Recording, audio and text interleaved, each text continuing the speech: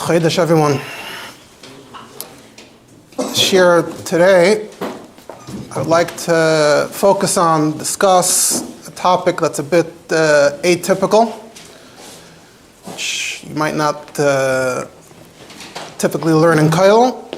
But the point today, we had Rabbi in here in the afternoon, and he spoke about precisely this inyan. So we can make the argument that now it's something we're learning in Kolel as well. So at any rate, I think that at least some of you will find this interesting. If it's not interesting, don't hesitate to let me know. We'll stop. We'll take the Shulchan Aruchs back out. But due to the nature of this subject, we're going to it'll be a lot more of arum, sort of speaking about certain history, etc. And of course, disclaimer: this is all theoretical, not halacha l'maisa per se. So in 1997. Tafshin und Zayin, approximately the month of Shvat, there was a meeting. A meeting took place between Rav Eliyahu, was the former chief rabbi, Rishon LeZion of Israel, and Rav Eliezer Yehuda Waldenberg, who was a very senior posek, famous mainly less for his name and more for the Sefer Shiur Tzitz Eliezer. Very prominent set of Shalos Tshuvas that deals with modern questions. Both of them have passed away since then. And in the course of their discussion, they got to talking about a new question of a man who turned into a woman. Someone from Chutz La'aretz hadn't reached Israel yet, but the Shilas from Chutz La'aretz were starting to trickle in. So what's the significance lahalacha? So the senior rabbanim, poskim, were discussing this new question. Apparently, in the course of the conversation, Rav Waldenberg apparently surprised Rav Eliyahu, and Machadash told him a chiddush that actually already 100 years earlier, the end of the 1800s, we find that this question was already brought up for discussion, and you can find the halachic back and forth. It's in print. The problem was that before the internet really took off, it was difficult. Back in the olden days, it was difficult to find a rare sefer. A sefer that, not every sefer makes it. Some Sfarim are all but forgotten. And it seems that neither of Waldenberg and neither of Eliyahu had a copy of this sefer. And it seems like Rav Waldenberg might not even have remembered precisely what the name of the sefer was. So we find that Rav Waldenberg wrote to Rav Eliyahu. It's printed in Shut Tzitz Eliezer Chelek Chav Beis Siman Beis. Bir Halacha Edis Ish Shenepach Leisha Madinai. So he writes them in a letter dated Chav Beis Shvat Tafshin and Zayin. It was printed the next year. This volume was printed in Tafshin and Ches. So addressed to Rav Eliyahu. Regarding the question you heard from Chutz La'aretz, begever shenepach legamrei leisha ma'adinai v'chulu, and I said in our previous meeting that I remember that there's some kind of shaila like this that Rav Yosef Palachi was asked in one of his svarim. I came home after we met and I started going through my files because I remembered, I don't have the sefer, but I remembered that back in the day when I came across this, I made a copy for myself. And I was very upset, so I kept on searching and I couldn't find it. He says, then we met again yesterday. And I heard from you, Rav Eliyahu, that you also haven't figured out, what the sefer, where this inyan is. So I felt really bad, came home, and I started searching again, even more thoroughly. And the Siyata Dishmaya, the Gemara Megillah, Yagaitiu Matzasi, I found my copy, my handwritten copy that I made from that sefer, and the name of the sefer is Yosef Es Echav by Rav Yosef Palachi. So I'm very honored, he says, to copy this now to you, although the shaila there is the opposite, Be'isha Shenefcha Legaver. But we can certainly compare and equate and learn a lot from the discussion in that sefer. And he proceeds to quote essentially directly from Yosef es Echav, Mareches Gimel, Ois Hey, on behalf of Rav Eliyahu. And this is what it says. A Shaila came up, seems like it came to him to ask of Moiri Rabbi, not sure if that means his father or someone else. Im tzorach get gedas Moshe v'Yisrael im yera kazois. Would a get be needed if being a key word here, if the following happens? It's a theoretical question at the time. I'm emphasizing the word im, so it sounds like it. Who Beruvain married a girl, ka'achas b'nai Yisrael. They were together, k'derech ish v'isha, and after many years, something happened. The nishtanis min akeva l'zachar bakel mikol koil. What is the din for this person who was in a keva neshus ish and now is a zachar? Now they want to get married. They want to marry a woman. Does Reuven have to give a get krisis to this person first, to Megadash Kedas Moshe Yisrael, because originally this person was an neshus ish? Or maybe you don't have to, because she'ena isha kiyim ish. That's the question as it appears in Yosef es Echav. Let's pause here for a second. Right, so that's the question. We just went through the question exactly as it is in the Sefer, and we'll get back to both Rabbi Yosef Palachi later and the Tzitz Eliezer later. But before we continue, I want to explain a little bit as to who's writing this, what Sefer is this. So, Rabbi Yosef Palachi, it's spelled with a gimel apostrophe, but the Sfardim in Spanish, when you had the ch sound, that's apparently what they used, the gimel apostrophe, to represent that sound. It's a Spanish name, it means palaces, so clearly a Sephardi family with roots in Spain. So Rabbi Yosef was the youngest son of the very famous Rav in Izmir in Turkey, Rav Chaim Palachi. Rav Chaim Palachi was mechaber many Sfarim. A number of them are relatively famous till today. And after he passed away, Rav Chaim passed away in 1868, so he was succeeded by a number of Chashivah sons who followed in his path and also authored Sfarim in the style of their father.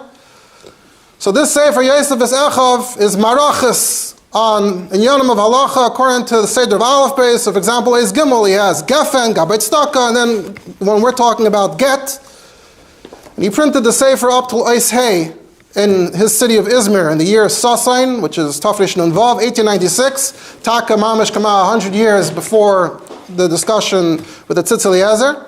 And he passed away apparently the same year, and that was the end of that. As we said, it seems like the Sefer was fairly rare afterwards, and by the time you got the Tafshin and Zayin, it was hard to get. Until Rav Waldenberg found a copy he had made when he had the Sefer in front of him. Of course, today, it's very easy to find because you can just pull up Hebrew books, Eitzer Chachma, it's all there, and in fact, in Tafshin Samachay, someone even reprinted it, retyped it, so we have that as well. Now, the big question we would all have at this point is, how on earth did this question come to be? Why were they asking this question? Now, we could debate the language, but I would tend to think that it does not seem like this was being asked lemaisa, rather more of a theoretical question. There's no even clear indication that it was based on something that had happened at the time. Was there some kind of famous persona that was, was the news talking about something at the time? Don't see any indication of that. So it's certainly an interesting question to ask what inspired them to talk about it. Because on the other hand, they're coming and asking, what's the halacha? We need to discuss the halacha. And even a bigger question is, where does this whole assumption come from? Why would they assume that this is a possibility, leading them down this path of now we have to decide and discuss what the halacha is? Now I remember when I saw this tshuva in Tzitz Eliezer many years ago. It's probably in yeshiva, so it's probably the end of the samachs. So the impression I got at the time was, who knows, maybe in that culture, in that society, maybe there were superstitions, maybe they believed in, the magical ability for, maybe you punish someone and you turn them from this into that and from that into this. Sounds like a story they would tell. And in fact, someone recently actually shared that in Morocco, they used to tell stories like that. This tzaddik did this to someone, which spurred me actually to take a look at this inyan again. So maybe that was my assumption. Maybe that was somehow what triggered the question, this discussion. What would happen? What would we do if this actually happened lamaisa? But actually, if you take a closer look, the Mechaber, Rabbi Yosef, in the next few lines addresses this question. And he writes, V'al titma al shayla kazais. You're going to ask, what? What are you talking about? No, akar be'efsher en kol chadash tachas hashemesh, because you'll see in the Sefer Yad Neman and Likutim, Tav Samach Beis Amid Beis, where he brings a number of incidents like this, including one in which the girl was on the way to the chuppah, and on the way she turned into a zacher. That's the conclusion of his question, and then he starts off the answer by saying, Tshuva k'yoytze b'davar kasav harav Yad Neman zal sham. So it turns out he's not the first one to talk about this possibility. He's not even the first one to talk about the halachic questions, some potential halachic questions, but there's someone that preceded him, the Yad Neman. So if we want to figure out where this idea is coming from, understand where it comes from, what it means, what the significance is, so we have to go up the chain, we have to check out the next sefer on the list. So what follows now is the results of my attempt to trace this idea and the winding path it took all the way back to the source. And we'll discover that it's not just some random curiosity, but there's actually a very yesaidistic, fundamental idea that is at odds with the manner in which we're accustomed to think about this question. So Yad Neman takes us back another 100 years. This was Chacham who lived in Salonika in Greece, which was of course part of the Turkish Empire for 500 years. And on the Sharblat it says, Harav HaMuvik HaMekubal Aliki of Chaim Avram Miranda. Miranda is of course another Spanish name. You may have heard of Miranda rights here in the United States, named after some guy named Miranda, so nice Spanish name. Obviously another Yid from that, with origins in that part of the world. There's a fellow by the name of Meir Benayahu, who was a huge expert on the Jewry in Turkey and in Greece, among other things. So in one of his publications, Sfunot, volume 14, Tafshin Lamed Ches, he gets at length into who Avram Miranda is. And he was born about 300 years before today, in the year Taf Pei Gimel, 1722, in Saloniki. And it seems he passed away around Taf Kuf Nun Tes, 1799. But Yahweh says it seems that he was general Marbitz Torah, a darshan, without any official position in the community. But we have evidence that he was considered chashuv by the locals. As a curiosity, Benayahu also gets into great length on how Avram Miranda was actually one of the big Sabbatians, Shabbatayim, in his period. Now, pay attention, he was born 50 years after the whole Ma'aseh of Shabbat Tzvi, so we're talking about a later period. And there's a manuscript, the Dafka, through his manuscript, we preserved a lot of original documents from the Ma'aseh of Shabbat Tzvi. But I'm just mentioning it because it's interesting. It's not very relevant to what we're discussing, because it seems that in Turkey and in Greece at that time, or really all the time, they never really got into the whole bandwagon of kat, shots, yimach shmoy, yimach shmam. They weren't hunting these people down. And the whole gang, the mahalach of these people are evil, we have to hunt them down, is more of a European thing, an Ashkenazi thing, that was led by certain big kanoim. But Dafka, in the place where it all happened to begin with, they continued taking a very casual attitude towards the whole thing, and it seems like it was very much possible to continue believing a lot or a little, and if you weren't bothering anybody, nobody bothered you. So for example, in this case, there's nobody else that even mentions this fact about him, except those that have a koch in Shabbatot. But those who lived in his lifetime, or those who learned his Svarim over the years, no one ever mentions a thing about it. In fact, someone put out a sefer a few years ago, told us Rabbi Seinu Shebeslaniki B'Yovan, he copies and pastes a lot from Bnei Yao, so he has a whole beautiful erech for Bavram Miranda, and he copies and pastes almost everything Bnei Yao writes, and he just skips the Shabbat parts. Smooth. And even Bnei Yao admits there that if you look through the actual Svarim of Miranda, you don't see any Ramazim to these ideas. It's all pretty mainstream stuff. Torah mitzvahs are still exactly the same. We're being medactic and all the pratim of Torah mitzvahs. He says maybe he can find a hint there, shvach ha'maises. So, like I said, it's just interesting but not relevant to the subject at hand. So this sefer Yad Nemo was printed by his son, Urshlem, around a few years after his father passed away in the year Tavkuf Samach Dalet, 1804. And as the Sharblat says, it's Shita, Ktsas, Mesachtes, so Chidushim, Mesachtes, and some Shut. In the Sefer, at one point it mentions the date 1760, so maybe that's when most of it is from. This Sefer is quoted a lot, Lamashal, in the Stei Chamed, which was, of course, printed by the Rebbe. I was curious to see if it ever gets mentioned in the Rebbe's Torah anywhere. I didn't find it. I found like a secondary, indirect reference, because one of the letters the Rebbe is mitzayin to V'alkein Akavalacha, what's the makar of this tefillah, Yeshua ben Nun. So there was mitzayin to a bunch of Makairis, and it says, Oitzerat tefillas b'Makaimoi. If you look up Oitzerat tefillas b'Makaimoi, the additional makar he brings there is that there's a tshuva, b'Yuchasis l'Rav Hai Goyin, in the Sefer Yad Nemo, and the Varam Miranda, Slani Ketafel Samach Dal. Fine.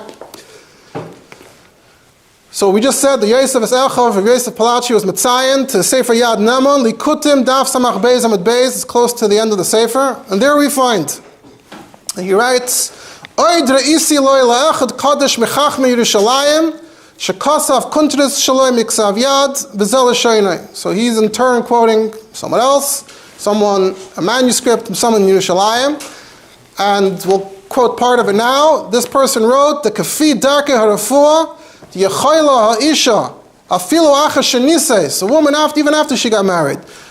She can lishapech v'liyas karav l'zacher, v'kol shekein koydem leda, surely if it's before she gave birth, v'hu adin ha'zacher l'nekeva, v'hu machmas sibis, for whatever reasons, v'afilu ha'zacher gadoy l'ba bayamim, even an adult. And there's more there as we'll get to soon. But we now have another name, another clue. He's quoting some anonymous Chacham from Yerushalayim in a manuscript. So can we figure out who this is and what manuscript it is? As far as I know, as far as I could tell, people who have discussed this sugya as a halachic sugya don't get further than this. But if you pay attention, his lashon begins, Oidre isi loy. I also saw from him. If you look at the previous paragraphs, you'll see he's talking about the shayla of water during the tkufa. Is there a sakana in drinking water during the tkufa? Quoting different people. And there he writes, paragraph before, Re'isi kasav le'echad kadosh mechach mi'Yisrael mi'teshave ira kodesh Yerushalayim u'shmoi Mordechai Malki Zal. And he's the shver of the Pri Chadash, and he's the father of the Malki B'Kodesh, and he's the brother-in-law of Marabi ibn Chaviv. And he writes in his contrast, etc. And he says, Adri Isiloi. So it's pretty clear that that's the same person. So, who's Rav Mordechai Malki? That takes us another 100 years back. So you can look him up. Rafal Mordechai Malki lived from 1640 approximately to 1702. Was an interesting person. He was born in a family of Moranos. He ended up in Italy, seems to have spent a lot of time there, and it seems that he must have gotten formal medical education in Italy, which is where Yidden from a very early era were able, under certain conditions, to actually get higher education in medicine. He moved to Yerushalayim in 1677, and he was one of the leaders of the Kehillah there. It seems he had money, and he used to practice medicine for free. Ironically, speaking of Sabbatianism, that he came to in 1677. That's about 10 years after Shabbos Tzvi died, 20 years after the high point. So that time, Dafka is when these ideas were spreading in Yerushalayim, and Rav Mordechai was Dafka a big opponent of these ideas. So it's interesting. And it says in the 1690s, he writes that it's gotten so out of hand that you can't even distinguish, you can't even tell who believes what anymore. It's so, penetrated so much. His son, Taka, Rabbi Ezra Malki, is the author of Malki B'Kodesh on the Rambam. His son-in-law is Taka, the Pri Chodesh. And his other son-in-law was Ramesh Chagiz, who's also famous for fighting Sabbatians. Now, his work, he has a work, it's Al HaTorah. It's this huge, huge work. It's never been printed properly yet. We still have the manuscript. It's like this encyclopedic type of work that goes through every area of knowledge at the time. Halacha, Kabbalah, astronomy, geography, history, anatomy, pharmacology, and many other topics as well, the interesting topics of the day. You also can learn a lot from him about what was going on in Yerushalayim at the time, very valuable historic resource. Right? So in Tafshin Mem Hey, the very same Meir Ben Ayahu collected passages from Mordechai Malki's work, and he printed a work called Ma'amarim B'Refuah L'Rabbi Mordechai Malki, from that same work in manuscript. And he points out that it's clear that Rabbi Avram Miranda had a copy of this because he's the one who quotes him in the Yad Ne'eman. He counts 16 different places that he counts him. And he says it looks like the work was written around the year 1688, at least the part on Bereshis, which is the main part that we have. So as we said, it's an interesting type of work where he tells a Chana Pasuk and then he goes off into the topics that are of interest to him. So in the work, in the Likut that Ben Ayahu printed, we find on page 121 that there's a piece that relates to the birth of Dinah, which of course, the famous Chazal, Rashi, Al-Asar, Rashi says, Dinah Pesher Rabbeinu Shedon Aleya Din Ba'atzma Mzeh Zochar Le'tehei Rachel Achesi Ka'achas HaShvachas V'Spal Alav V'Nepach L'Nekeva. So he became a she. So Rav Malki comes, Rabbi Dr. Malki comes and comments as follows. And in the book, it's the Shar Revi, the way he rearranged it, Shar Revi, Heroyon Leda Bris Milah. He quotes Rabbi Yehuda ben Pazi. Rabbi Yehuda ben Pazi Omar, Af b'yeshavas al hamash ber yochel lehishtanis. So what's the context for that? So you have to look it up. So there's a Mishnah in the end of Brachas. Haisa ishta muberes v'ama yiratz sheteil dish dizach harez tefillah shav. You can't daven that the gender should switch, even during pregnancy. So the Gemara in Bavli asks, what, you can't daven? What about dinner? So the Gemara says, number one, a maskid and ma'asenisim. It's just completely unnatural. And number two, maybe it was taka b'toich arboim yoim, and b'toich arboim yoim, there's more of a chance that it can change. The Gemara says, really? I thought you said ish mazriya tchila, that determines the gender. So the Gemara says, okay, maybe it was b'shneim b'vasachas. So then you have, it can go either way. That's the Gemara in Bavli. So generally speaking, it seems that according to Bavli, this is a pretty impossible type of thing, even in pregnancy. But if you look in the Yerushalmi, on the same Mishnah, totally different approach and attitude. The Beis Yanei Omer, b'yesheves al hamash ber himas nisa. That the Mishnah is only talking about mamish, when she's about to give birth, she's already on the mashber, the birthing stool, whatever it was. Ha kaidim kain yatzli, but up until then, next davening you can daven, and it's presumed to work up until the last minute, up until birth. Amar Yehuda ben Pazi, Af hayeshav hayeshavas al hamash ber yochel lehishtanis. Even if she's mamish at, you can still change it. Hinek achemer b'yad hayotzer, pasuk. And then the Yerushalmi says, oh, that's the same ma'aseh with dinner, Rachel davened and became an akeva. So the whole tone of the Yerushalmi is that it's very much a possibility. So as a doctor, now Rabbi Malki wants to opine, he wants to say his opinion. He quotes Yehuda ben Pazi, and he says, "Ulefi darkei harefuah, according to medicine, nida de halacha k'Rabbi Yehuda ben Pazi." Paskin like him. Let's say he's paskin like him. So in the introduction, Ben Ayahu explains that we see that Malki's attitude towards Chazal and science was that he was very much entitled to come along and decide what makes sense, what doesn't, and that's where he's coming from. So that's halacha k'Rabbi Yehuda ben Pazi. Now, interestingly, the way he structured it is like kuntris and taisvis. So that was kuntris, a statement. Then he has his own taisvis on himself. He says, Pirish ha-kuntris, what's the reason? And here's where the quote in the Yad Nemon starts from. So what I'm going to say now appears both in the original that was printed and in the Yad Nemon, although in the Yad Nemon there are certain minor changes and additions. So we see Matzino b'Refuah, Yechayla ha'isha afilu acha shenises lishapech v'liyas karav l'zacher. Even after she's married, she can change from a woman to a man. And the Yad Nemon adds in parentheses that would be the islandess. That's his attempt to connect it to that. The kol sheken koydem leida, but who adin hazacher l'nekeva. Miranda adds in parentheses al tzad hapela, so he seems to think that that's a lot less likely and possible. That would be a lot more unusual. That's not what it says in the original. So zach l'nekeva mishapech hazacher mach mesibis l'nekeva v'afilu hazacher gadol b'bayamim. Ketzad, what are we talking about? This is what he says. Tzarech sheteda shechachme harafua v'hanituach. And if Miranda adds in parentheses, hopefully chachmas ha'inatumia. Anatomy. Ein moitzim shum shinoi betchuras binyan evrei hazachar yoser min hanekeva. They don't see any fundamental difference in the evrei hazachar versus the evrei hanekeva. It's essentially the same thing. What's the difference?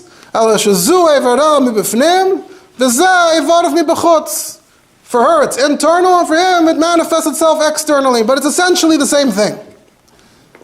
And Miranda adds in parentheses, Kiyesh le'isha mibifnim, orla ubeyim kanoida. But we know she has the same things, just internally. And we'll get back to this idea soon.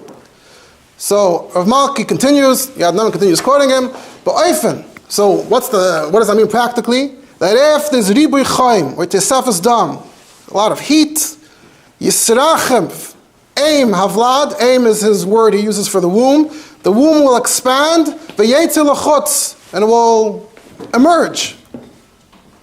And Miranda has it slightly differently. Yitachin yetzi arlas harachem l'chutz, u'min ha'keva teshapech l'zachar. V'im behepech, and if it's the opposite, if there's miyotam v'roiv kriros, then the zachros will somehow contract, and mizachar yishapech l'nekeva. And in parentheses, Miranda adds, Yan shemakim ha'ever ha'chayzer lefnim bo'emik l'shar shevikroi nasa kamin nekev toiref hanakeva mamish. So mamish gets sucked in, and it's the reverse. So Rav Malki continues and he says, there are many times the doctors want to say that this is what happened to a child in the mother's womb. And Miranda adds in parentheses, easily. I think that's the word, benako, benikla. And he adds as well, it's for the same reason that based on the above and based on the fact that at that stage it's still very malleable. We see in Chazal, Peles Kemin Chaya, you can turn into all kinds of things, so why not? And then Malki continues and says, and it might even happen sometimes to an adult, and Miranda adds vizaros. Again, he's emphasizing that it's unusual, it's strange. And then he's Mitzayin, he says, look at the Mefarshim on Tehillim, Yatav Shis Chamas Lamei Yatsa Mechela V'Neimai. I haven't figured out yet what Mefarshim he means. What? According to what would an androgynous be? Because if it's exact, androgynous has both. Androgynous has double. Yeah. It's one aver, it's just split in two. So how would it be that it's one thing? He doesn't address that question in this context. So it's just interesting to point out that there's looking at all the differences between of Mordechai Malki in the original versus the Yad Nemon, it looks like in the original, Malki is actually a lot more confident about all of this, and the Yad Nemon in different ways is adding certain qualifiers, etc. He's also trying to find connections to Chazal, islandess, Mapelas Kemin Chaya. It also seems that a female to male is more acceptable to him than male to female. Noticing the distinctions. You're going to ask, okay, where did this educated Jewish doctor get this information from? He's happy to tell you. The Kasav B'Sifreim, it says in their books, Shebsula Achas B'Zman Shal Yimachnisu Na'is L'Chuppah Neshapcha L'Zacher. Oh, okay, so this is where he says this. And he says, Kain Kasav Fragozo, Daf 155 Amar Aleph, B'Shem Plino. Okay? The Hippocrat, Harefe Hagadol Shebehem, Ava Chachma V'Arafua, he testified that in a certain city there was a woman before birth, after she got married, due to some kind of traumatic incident or whatever, she nepcha l'zachar, v'yatza loy zaken, grew a beard, and ishtana koilem v'nekeva l'zachar, the voice changed, v'chein sa'areisha, the hair, v'sh'ar shinuyin, all the physiological changes. V'chein ma'isa acher, and there's another story in another place where this happened. And he continues, v'roife echad Portuguese, Kosav, shabik Coimbra.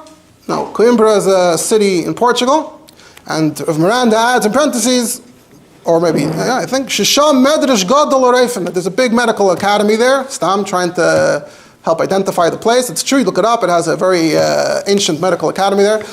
Isha Achas, or this Portuguese doctor wrote that there, Isha Achas Nishtanis Minakeva Lazachar, V'hochala B'kerev Ha'anashim, U'b'tachshite Ha'anashim, B'cherev, U'b'mulchama, and the most important question, U'ba Nashim Harbe V'hayalei Le'isha. A more recent, meant to be a more recent story. V'chein ira b'madril.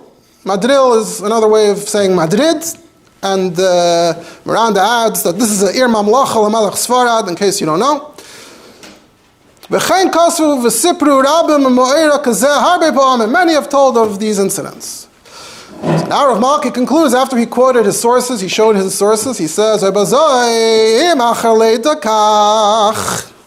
it's possible for this to transpire even after a woman gives birth, and Miranda adds, Afshu b'dayrech zor v'rochak, so he keeps on wanting to emphasize that, which Rav Malki does not.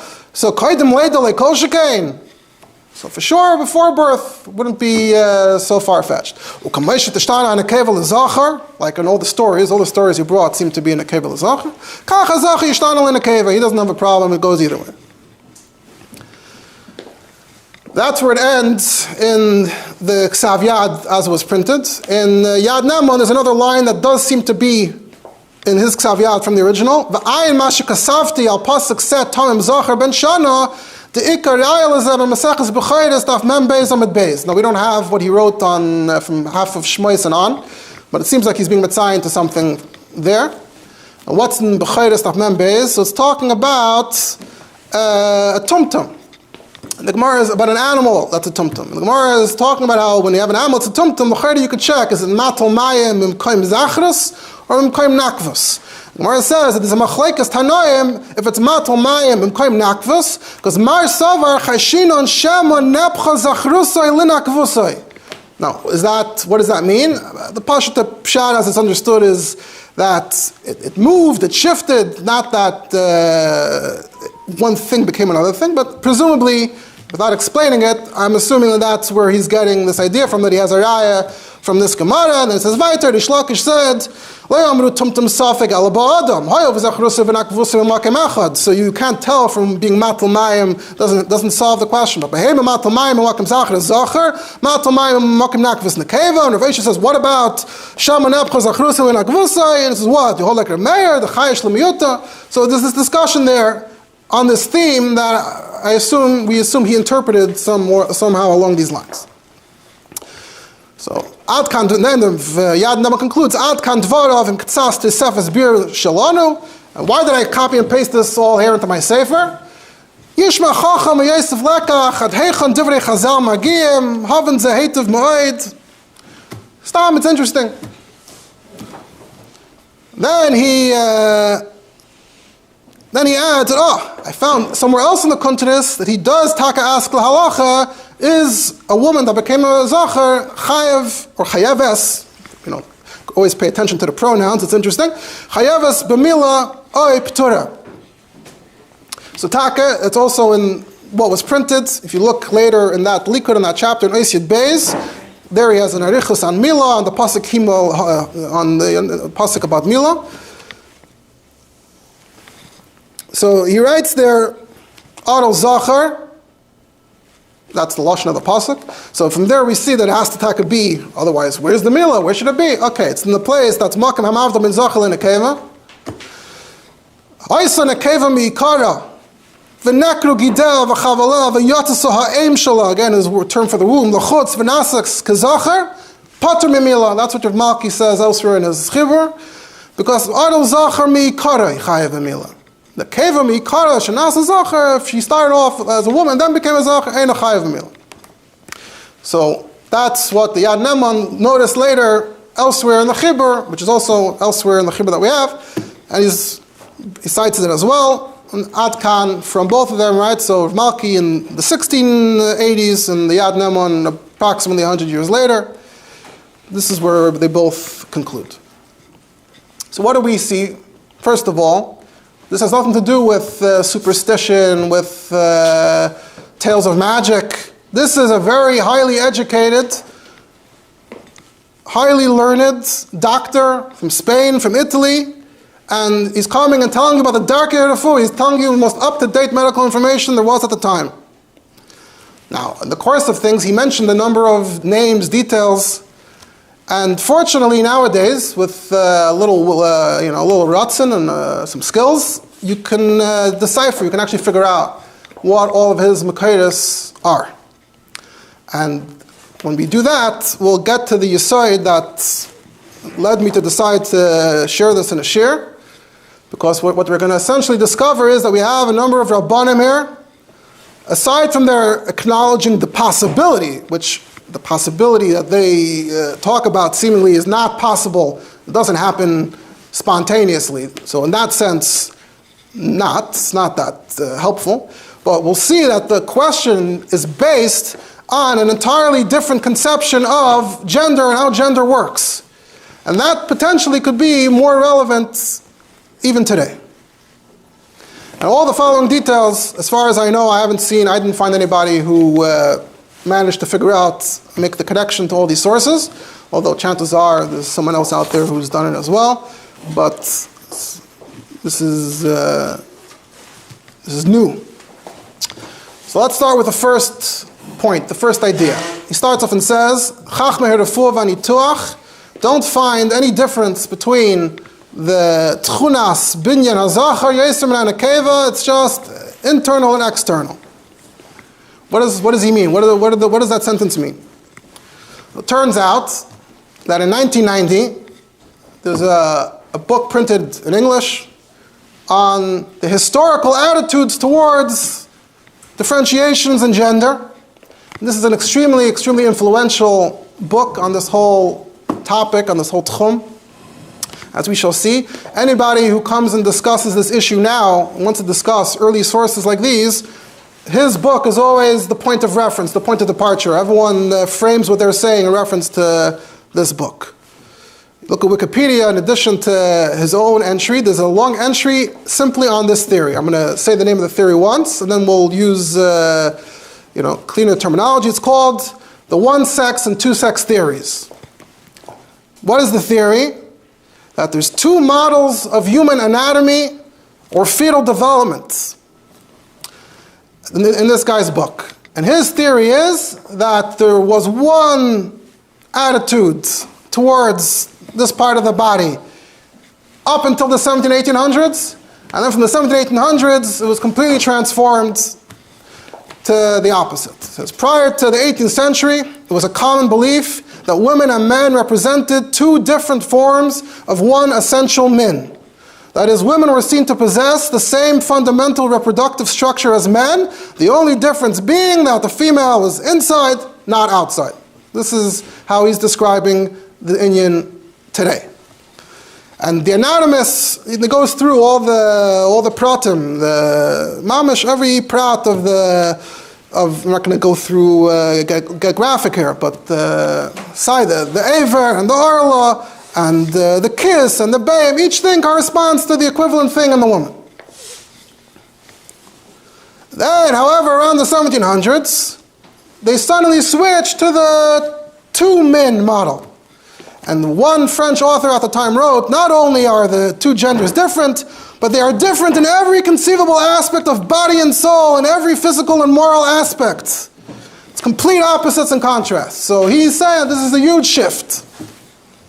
The women and men began to be seen as polar opposites, and that became the new frame of reference.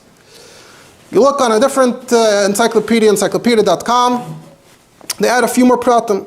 They say, the theory postulated that in the final stages of gestation, immediately preceding birth, so they taka held that it was Yesheves al Hamashber, that's when it happened, heat, like we saw, heat drove the organs out of the body and created a man, and if there was not enough heat, then an incompletely formed male, in other words, a female, would be born. So according to this model, females were thus imperfectly formed males. Okay? So, and along with that, the encyclopedia continues, they propose that if at puberty sufficient heat were applied, a girl could force her organs out of her body and become a boy. In the 16th century, anecdotal accounts attesting to such transformations abound. So mamish exactly come out what we just said. This is his, and this is all based on this guy's book, this idea to be magder, to frame how people viewed things at that period of time. Now, of course, there's a lot more to it, technical, conceptual. What do these shifts in perspective? How do they impact how one sees, women's rights, for example? Which shit is more likely to lead you to what conclusion? There's a lot one can discuss. There are also those who disagree with how far this guy took his theory. He made it, a little too extreme. Everyone until now, until this period said this. Everyone after that said that.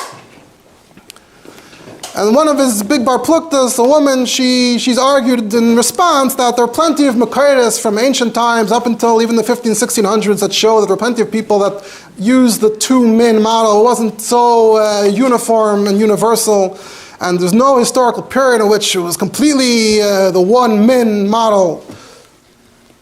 Fine, it would be interesting in light of this to go through Yiddish and Makaitis and to see if anything matches more to what. L'mashal, we could say maybe that's the Machlekes Bavli and Yerushalmi. And the Bavli is more like the second, that's two, and maybe the Yerushalmi holds talking more that it's like one. But at this point, the picture is getting clearer, and we see that this doctor is repeating. It's very much anchored in a very well-known medical, scientific opinion of the time, and literally all matched up and lined up. Okay, so that's that idea. Next point. He writes, Kosav b'sifreim, that there was a woman, a girl who was being married off. A girl being married off could have been around the age of puberty anyway. And Nishab chalazachar b'shem Plino. So, who is that? That's Plinius. Pliny the Elder was a Roman author, a friend. He lived mamash around the time of the Churban. He was a friend of Vespasian, Aspasionis. And he wrote the encyclopedic Naturalist Historia, Natural History, which is like all the encyclopedias are modeled after that. And interestingly, he's known to, he writes a little bit about Yisrael, about Yerushalayim there's interesting stuff. So in book 7, paragraph 36, you can find it, it's available. He writes the following: transformation of females into males is not an idle story. He quotes different Makaitis about different stories. And then he concludes, he says, I myself saw in Africa a person who had turned into a male on the day of marriage to a husband. And he says the name, this was Lucius Constitius, a citizen of, some place in Africa. Now, in Europe of that time, they were still very much into the classics, the Greek, the Roman literature, so they would have been familiar and influenced by something like that. Just point out that if we take his word for it, that he actually met the person and he isn't just repeating legends because they sound nice, one still assumes that he didn't actually, embark on an inspection and a medical, presumably he met the person and they told him a story and they said, this is their story. Next line, he says, Hippocrates, in Yad Nem, when he changes it to Abukrat, the big doctor says that in this city and that city, who are we talking about? That is Hippocrates. Hippocrates lived 400 years before the Churban, before Christianity, which is 70 years and it's before the Churban. He was a Greek physician of the classical period who was considered one of the most outstanding figures in the history of medicine. And in fact, he's known as the father of medicine. That's the Lashon in the Sefer. Av HaChachma v'Harufua. Because his impact on the field was huge. The idea of prognosis, clinical observation. Step one, you have to look at the patient. That was a big chiddush. He came up with that. He also, categorized diseases. He tried to come up with, a system. You can open the book and say, is it this? Is it that? Very revolutionary stuff. The humors, the modest, the four modest, I don't know if he was Machadaship, but it also comes from him.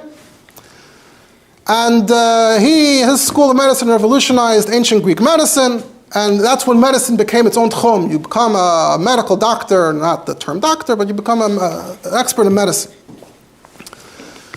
And you may have heard today, doctors till today are asked to swear the Hippocratic Oath.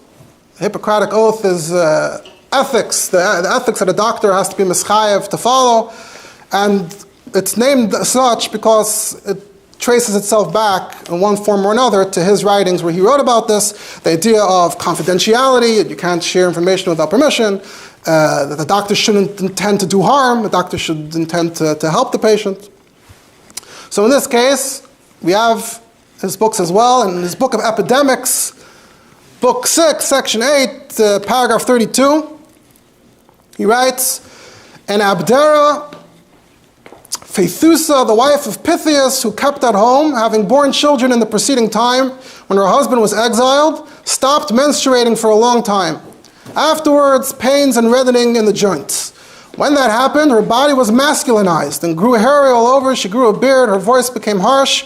And though we did everything we could to bring forth menses, they did not come, but she died after surviving a short time. The same happened to Nano, someone else's wife, and Thasos. All the physicians I met thought that there was one hope of feminizing her if normal menstruation occurred, but in her case, too, it was not possible, that we did everything, but she died quickly. That's what Hippocrates writes. Now, where did I get this translation from? I got this translation from an article by the woman who's the big bar plukta of the theory we mentioned above. She wrote a whole article just on this passage, and what she wants to do is prove from this story that even though you see Lamashal here, he's citing this story as a raya to the idea that Hippocrates also agrees that a woman can become a man, but she is medayak barichas, that the story, if you read the story carefully, it doesn't sound like he ever meant to say that she actually changed who she was. He only mentions other symptoms, the beard, the voice. He never says the key thing. So it just sounds like he's describing some kind of illness, which is still an illness still today. It's a concept that exists, the bearded woman. She's medaic. He also continues with the female pronouns. He keeps on referring to her. And she shows there are other authors who also read this passage differently. So it's not like even like that's an example of how she wants to argue that you don't have to read, you can't read all of this in a completely one-sided way. It's more complex than that. Interestingly, in the source it says she had already given birth, but in Rav Malki's Sefer, he seems to have, by the time it got to him, he writes it was before she gave birth. And now we get to the main source. He wrote, Kein Kosav Fragozo on page 155. And then he continues, that was in reference to those, and the Portuguese doctor, Coimbra, Madrid. In Yad Neman, it says, Fralgonzo, there's some extra letters in there. And when I found it first in the Yad Neman, before I found it, the earlier text, I was fairly confident that if you know what you're doing, you can probably figure out who it's supposed to be, even though it's someone from the 1600s at least. But the spelling, because it was spelled that way, made it more difficult. I asked a friend of mine who share in my searches sometimes, and he got back to me. He said, from looking it up, those who write about this topic, they're quoting someone by the name of Fragozo. And that's how I was able to find almost instantly what we're talking about. Then when I saw Malki Sefer, I saw that Hitaka writes it correctly. Those who printed the Sefer, and there was a professor, Yeshua Leibowitz, who was a big expert on medical history, he couldn't figure out who Fragozo was, so we'll identify him right now. So Fragozo is a Spanish non-Jew. Juan Fragozo lived in the 1500s, so now we jump back to the 1500s. He was a Spanish doctor, died in Madrid in 1597, famous for his studies in medicine, etc. Ended up with a job as the royal doctor in Madrid. And the number one thing was that he was a surgeon, very influenced by Hippocrates and Galen and all the classic medical texts. And in 1581, he printed the first edition of his book, Universal Chirurgia, which means surgery, a book on surgery, a book on anatomy. And he printed it in Spanish, not in Latin, so it was meant to be a popular book, not a book for academics. and it was a very popular book. It was printed 14 times in Spanish, 3 times in Italian, so it was a popular medical work of the time. If you wanted to know what the medical ideas of the time were, this was your place to look. So it seems like this would be, we have our source, this would be the source for Mordechai Malki, and in turn everyone who comes after him. So can we confirm that though? So I found someone wrote an entire dissertation a few years ago on attitudes in medieval Spain or early, whatever the term is, Spain, towards this Inyan. And she goes through these authors and she has a few pages on Fragoso and she quotes the passages directly. You can also find it on Google Books if you really want. And it's written in question and answer form. 5th question, is it possible to turn women into men? And he says, the man does not differ from the woman except that it's on the outside. And if you look at a woman, you'll see that she has the same things just on the inside. He says, yes, it's possible for it to change. It's happened many times in the womb. And then she, in her dissertation, points out, unlike a different author that she discusses, this Fragoso goes to the trouble of including nearly a dozen stories of women who turned into men. So this is the book to look at the time if you wanted to find this. The sheer quantity of examples, anecdotal as they may seem, they seem to substantiate what he's saying. It looks like he knows what he's talking about. He's speaking as a medical expert. And it also suggests that the readership at the time were very interested in this topic, so this would be something you'd want to, this is what the readers want. He says, but there are many stories. He says, Pliny has a story he saw in Africa, Hippocrates, and Abdera, so all those things that Mordechai Malki quoted presumably are straight from here. And then he continues and he says, a doctor says that in Esseguera near Coimbra, there was a lady named, do we have her name? Her name was Maria Pacheca, who when she reached the age that, I guess it's not clear, the translation is not so clear, but maybe puberty or something, she suddenly, she ended up with an Ever Zachris. They dressed her as a man and baptized her, calling her Manuel, and later he was married. And then later, after a few other stories, more contemporary stories, he writes, here in Madrid, many remember that a nun of Santo Domingo, lifting a great weight, became a man. Boom, and was called Rodrigo Montes and received whatever, the Christian got to be a galach or whatever. And this person who wrote the dissertation, she points out, it's important to know, these are not vague mythical references back to 2,000 years ago. Stories with concrete dates, recent in some cases, locations and sources cited from doctors. And they're said to have occurred in Spain. Even she, the author of this dissertation, she goes on as medayek that even he, you notice even in Malki at the beginning, he writes, Karev L'Zacher. So even he, if you go through his language, you can tell that even he doesn't hold that it's mamish, a full-fledged man. It's a female who was probably leaning masculine in the first place, and then with the end result is Karev L'Zacher. She quotes other sources from that time who debated it. There already were others who disagreed. When I was putting this together, I thought, okay, at this point we've gotten to the beginning. We've traced it all the way back. But right before I came here, I found an article someone wrote online, and it turns out that we actually know who the doctor in Portugal is that he's quoting in his book. And it turns out it's a Yid. So there was a doctor by the name of Amadis Lusitanus. I'm not going to get into all the details, but also from Lusitanus seems to be, or maybe a different part of his name. There seems to be a translation of Chaviv. He came from the Chaviv family in Spain. Marano, this, that, the other thing. Very famous in his day.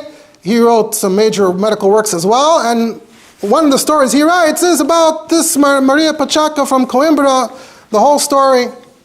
He adds more details. He went to India, became rich and famous, came back to Portugal, got married.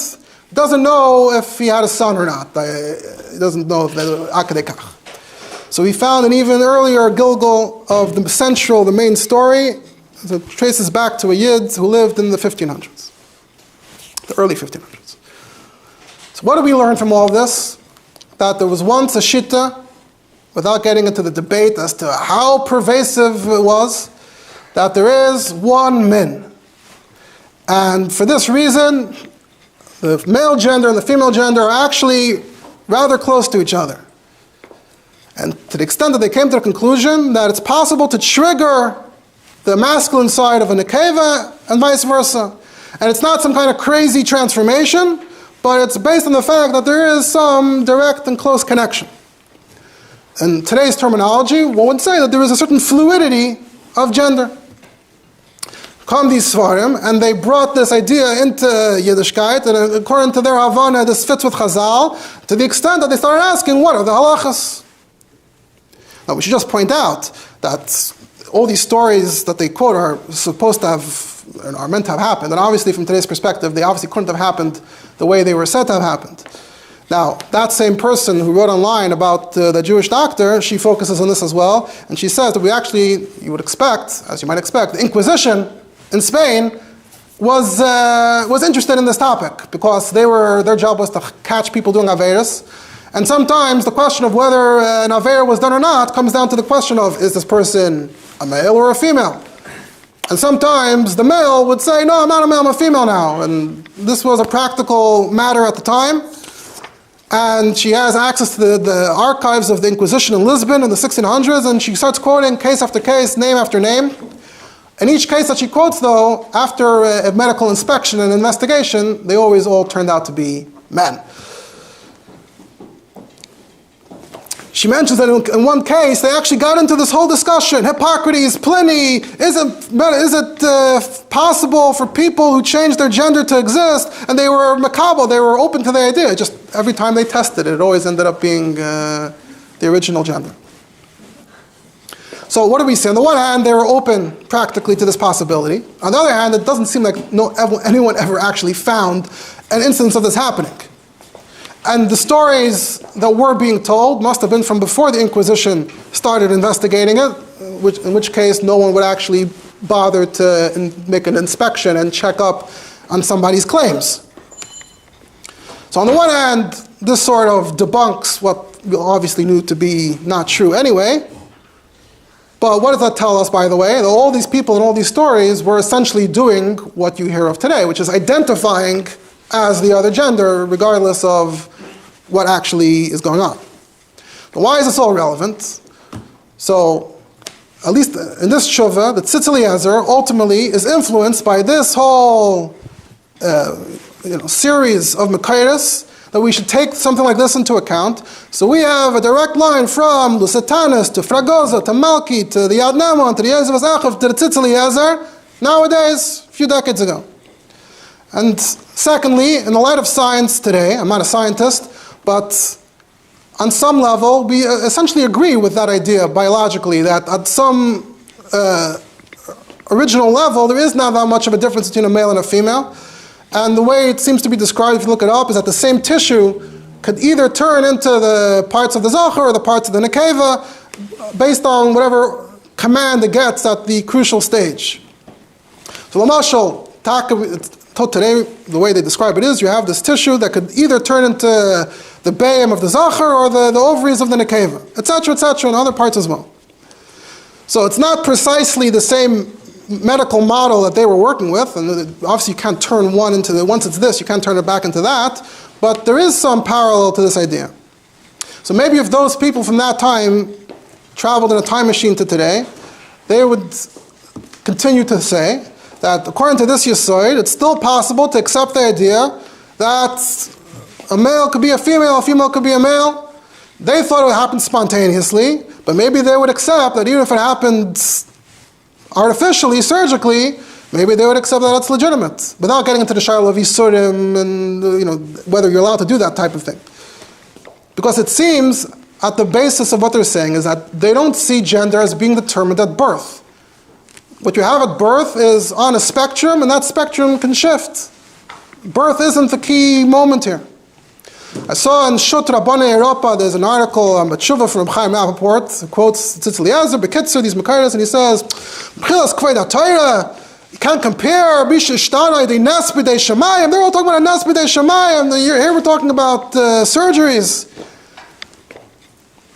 That's not, in light, if you actually trace these ideas, that's not accurate. It doesn't seem to be accurate.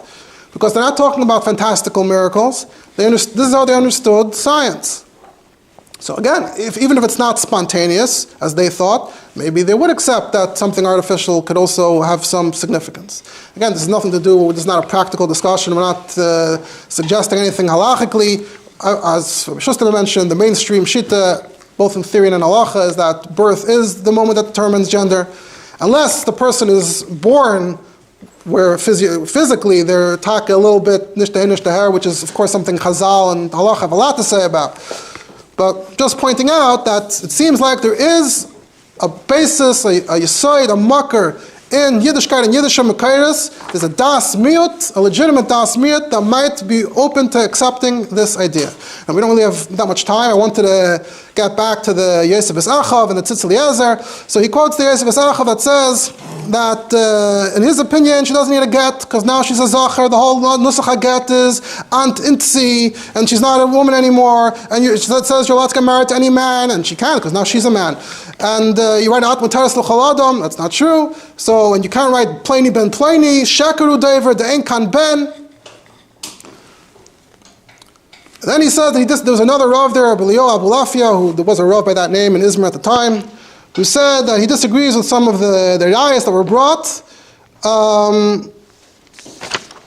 He says, he says, I'm not even sure why we're talking about this, why we're talking about such strange things. But Kasher Adavar, he asks, what if she changes back? What if the woman who was married becomes a woman again? Is she a new person or is she reverted to the old person? If she was put from a get in the interim, is she chayven again now or is she a new woman now? But so he's disagreeing, but just going further in that direction. The Tzitz Eliezer fears Zeus, and he says, we see that these inyanim in halacha. And we have to go through these Mekairis and come to a conclusion. His conclusion on that Shuvah to Martliyahu is that we should give a din and dreginus, a tumtum. Tzitz Eliezer famously is the one who goes the furthest in accepting that there is some significance to these actions. Now, what's interesting to point out is that apparently the Tzitz Eliezer forgot that he actually copied and pasted a lot of this material into one of his previous volumes of Shuvahs. He came home, he was looking through his files. If you look in Tzitz Eliezer Chelik Yud, which is printed in Tafshin Lamed, he has a whole, in Simon Chav Hey, Perek Chavav, a whole arichas about organ transplants. So he gets into this and he quotes the Yad Neman. He even had the access to the Yad Neman from a secondary source, and the Yosef Achav. And weiter, he goes through the whole thing, and again, he seems to be very accepting of the premise. He's not challenging the idea, not saying that it's not bidei shemayim. So, like I said, whether he remembered it or not, but it seems like we have this tradition all the way stretching all the way back from the 1500s through the centuries to the Tzitz Eliezer till today, who was willing to accept this idea as a yisoid. The first time he wrote about it seems like it was less lamaisa, it was just b'derech agav, the questions hadn't reached the Rabbanim yet. When the Tafshin and Zion, when the Taka was more lamaisa, he was willing to quote this lamaisa.